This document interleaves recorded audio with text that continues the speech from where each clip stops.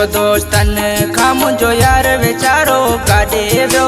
दुश्मननि जे अॻियां मूंखे गले लाइण वारो काॾे वियो। दुश्मननि जे अॻियां मूंखे गले लाइण वारो काॾे वियो। मूं कल्ह पुछो दोस्तन खां मुंहिंजो यार वीचारो काॾे वियो। दुश्मननि जे अॻियां मूंखे गले लाइण वारो काॾे वियो। दुश्मननि जे अॻियां मूंखे गले लाइण वारो काॾे वियो। इन कलाम जे लाइ फरमाइश नीरड़ जबल खां मोहम्मद हुसैन शाह, करीम बख्श शाह, आसिफ अली शाह। इन कलाम जो शाइर आहे मोहम्मद हसन शाह नीरड़ जबल खां। इहा आवाज़ आहे अली अकबर ख़ासकेदी जो उथल खां।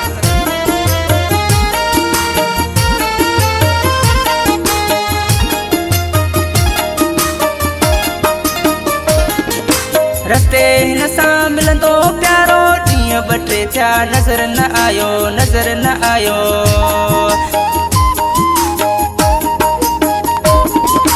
रस्ते हिन सां मिलंदो प्यारो, ॾींहं ॿ टे थिया नज़र न आयो, नज़र न आयो। माण्हुनि जे दुख सदमनि मेड़नि साण वारो काॾे वियो। दुश्मननि जे अॻियां मूंखे गले लाइण वारो काॾे वियो। दुश्मननि जे अॻियां मूंखे गले लाइण वारो काॾे वियो।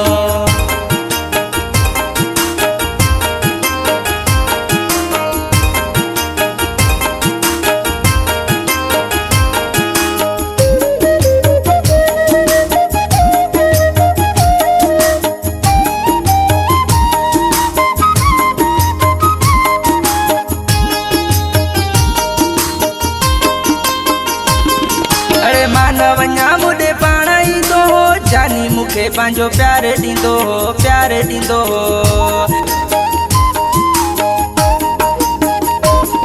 अड़े मां न वञा मुॾे पाण ईंदो हो, जानी मूंखे पंहिंजो प्यार ॾींदो हो, प्यार ॾींदो हो। हिन पाड़े मां पुछा कयो मूंखे प्यार ॾियण वारो काॾे वियो। दुश्मननि जे अॻियां मूंखे गले लाइण वारो काॾे वियो। दुश्मननि जे अॻियां मूंखे गले लाइण वारो काॾे वियो।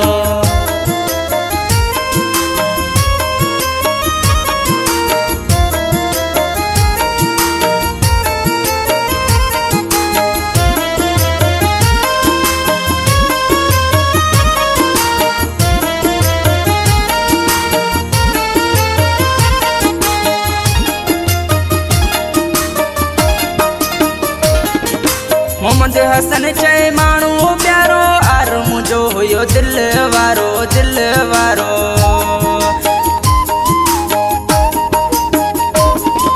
मोहम्मद हसन चए माण्हू प्यारो, आर मुंहिंजो हुयो दिल वारो, दिल वारो। शौक़ मूंखे ॻोल्हे ॿुधायो, यार सॾाइण वारो काॾे वियो। दुश्मननि जे अॻियां मूंखे गले लाइण वारो काॾे वियो। दुश्मननि जे अॻियां मूंखे गले लाइण वारो काॾे वियो। मूं कल्ह पुछो दोस्तन खां मुंहिंजो यार वीचारो काॾे वियो। दुश्मननि जे अॻियां मूंखे गले लाइण वारो काॾे वियो। दुश्मननि जे अॻियां मूंखे गले लाइण वारो